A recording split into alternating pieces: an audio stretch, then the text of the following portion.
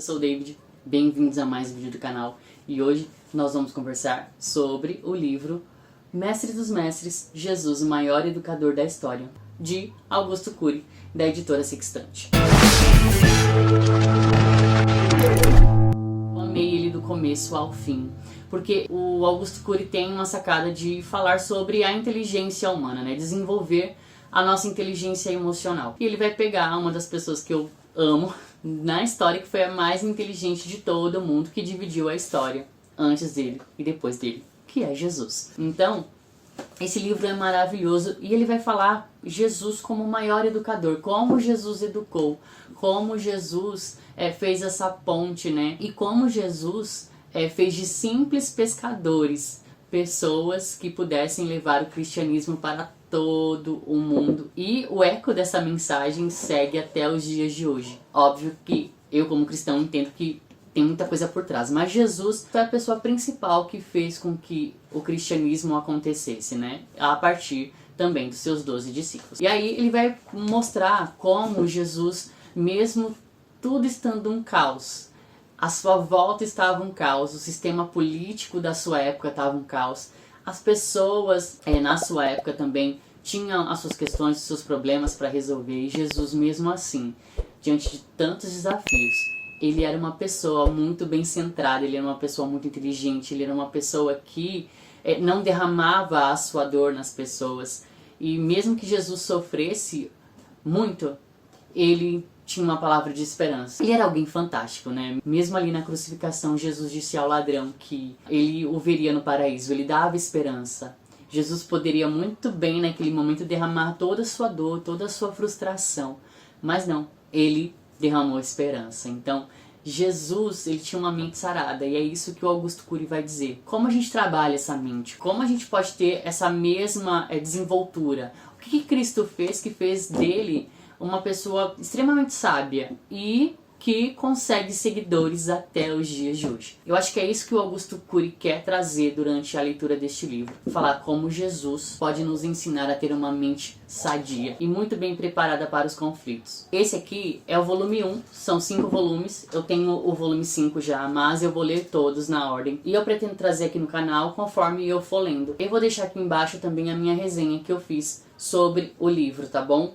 Você pode acessar pelo meu Instagram, então vai lá e dá uma olhadinha no que eu escrevi sobre o livro, tá bom? Porque eu não vou conseguir falar sobre tudo. Eu que esqueci de falar aqui, vai estar na descrição, na minha resenha lá no Instagram, tá bom? E aí eu queria passear com vocês durante o livro com algumas marcações que eu fiz, falando um pouquinho sobre a inteligência de Cristo, só que o primeiro livro é dedicado a como Jesus ensinou, né? Como ele marcou a vida das pessoas sendo um bom professor. Uma das características que ele vai falar sobre Jesus: ele destilava sabedoria diante das suas dores, e era íntimo a arte de pensar. Esse homem foi Jesus Cristo. Sua vida foi árida, sem nenhum privilégio econômico ou social.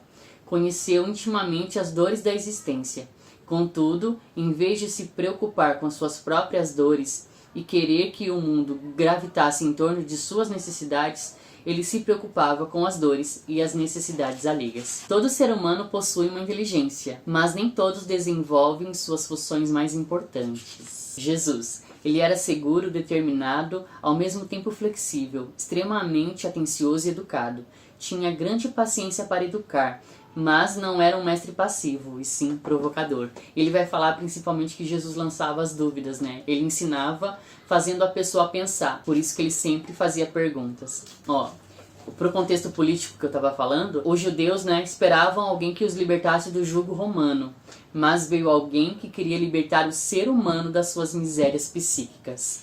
Nossa, isso é fantástico. Jesus era tão sofisticado na construção dos pensamentos que fazia até mesmo poemas das suas misérias. A inteligência do carpinteiro de Nazaré era tão impressionante que ele discursava sobre temas que só seriam abordados pela ciência 19 séculos depois, com o surgimento da psiquiatria e da psicologia. Um outro fato sobre Jesus: as biografias de Jesus evidenciam que ele era uma pessoa aberta e inclusiva. Não classificava as pessoas. Ninguém era indigno de se relacionar com ele, por pior que fosse o seu passado. Falando sobre os discípulos, os jovens pescadores que o seguiam, tão limitados culturalmente e com um mundo intelectual tão pequeno, desenvolveram a arte de pensar, conheceram os caminhos da tolerância, aprenderam a ser fiéis às suas consciências, vacinaram-se contra a competição predatória, superaram a ditadura do preconceito,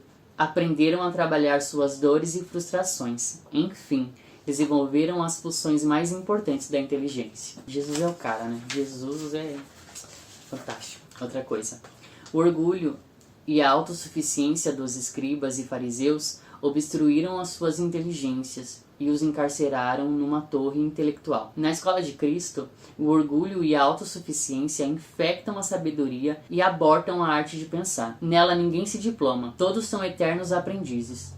Todos devem ter a postura intelectual de uma criança, que é aberta, sem preconceitos e com grande disposição para aprender.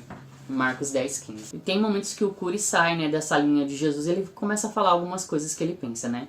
Ele vai dizer uma coisa assim: as pessoas que passam por dores existenciais e as superam com dignidade ficam mais bonitas e interessantes interiormente. E aí sobre isso ele vai continuar dizendo: quem cuida apenas da estética do corpo e descuida do enriquecimento interior vive a pior solidão, a de ter abandonado a si mesmo em sua trajetória existencial. E tem uma anotação aqui que eu escrevi para a vida. Se fizermos uma análise superficial, poderemos nos equivocar e crer que dar a outra face pode parecer uma atitude frágil e submissa. Todavia, cabe aqui a pergunta: dar a outra face é sinal de fraqueza ou de força? Quando alguém dá a outra face, isso incomoda pouco ou muito uma pessoa agressiva e injusta? Se analisarmos a construção da inteligência, constataremos que dar a outra face não é sinal de fraqueza, mas de força e segurança. Só uma pessoa forte é capaz desse gesto. Só uma pessoa segura dos seus valores é capaz de elogiar o seu agressor. Quem dá a outra face não se esconde, não se intimida, mas enfrenta o outro com tranquilidade e segurança. Quem dá outra face não tem medo do agressor, pois não se sente agredido por ele, nem tem medo da sua própria emoção, pois não é escravo dela. Além disso, nada perturba tanto uma pessoa agressiva como alguém que lhe dá a outra face não revidar a sua agressividade com agressividade. Dar outra face incomoda tanto que é capaz de causar insônia no agressor. Nada incomoda tanto uma pessoa agressiva como o outro ter atitudes complacentes com ela. Dar a face é respeitar o outro. É procurar compreender os fundamentos da sua agressividade. É não usar a violência contra a violência. É não se sentir agredido diante das ofensas. Somente uma pessoa livre, segura e que não gravita em torno dos que os outros pensam e falam dela é capaz de agir com tanta sinceridade. A psicologia do dar a outra face protege emocionalmente a pessoa agredida e ao mesmo tempo provoca a inteligência das pessoas violentas, estimulando-as a pensar e reciclar a própria violência. Cristo era uma pessoa audaciosa, corajosa, que enfrentava sem medo as maiores dificuldades da vida. Era totalmente contrário a qualquer tipo de violência. Todavia, ele não pregava sobre a prática da passividade.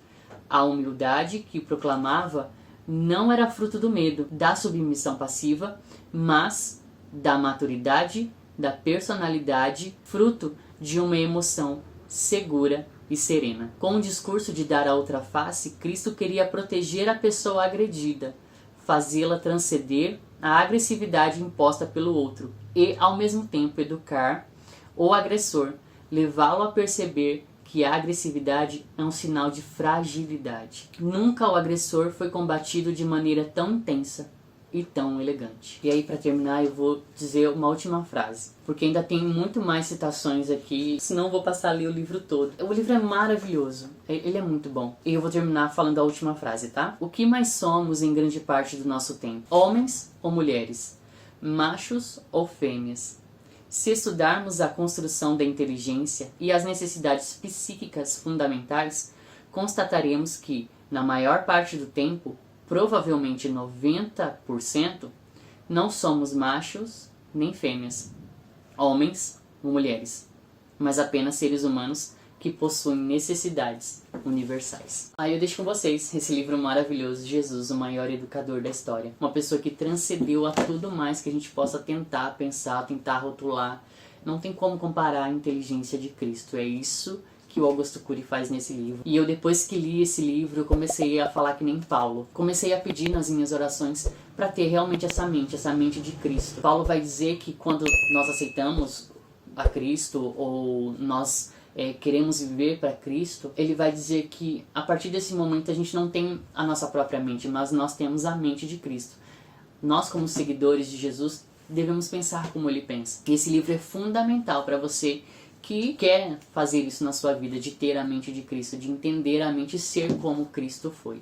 Claro que o homem vai ser sempre numa menor quantidade ou melhor quantia de Cristo, né? Revelar Cristo, mas nem que seja 5% da inteligência de Cristo, ou até 1%, ou até mesmo 0,001 da inteligência de Cristo.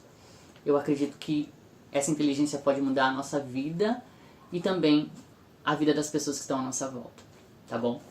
Então eu deixo com vocês Augusto Cury, A Análise da Inteligência de Cristo, volume 1, Mestre dos Mestres, Jesus, o maior educador da história. Eu espero que você tenha gostado. Não deixe de curtir, não deixe de comentar, não deixe de falar o que você achou. Espero você numa próxima. Um abraço.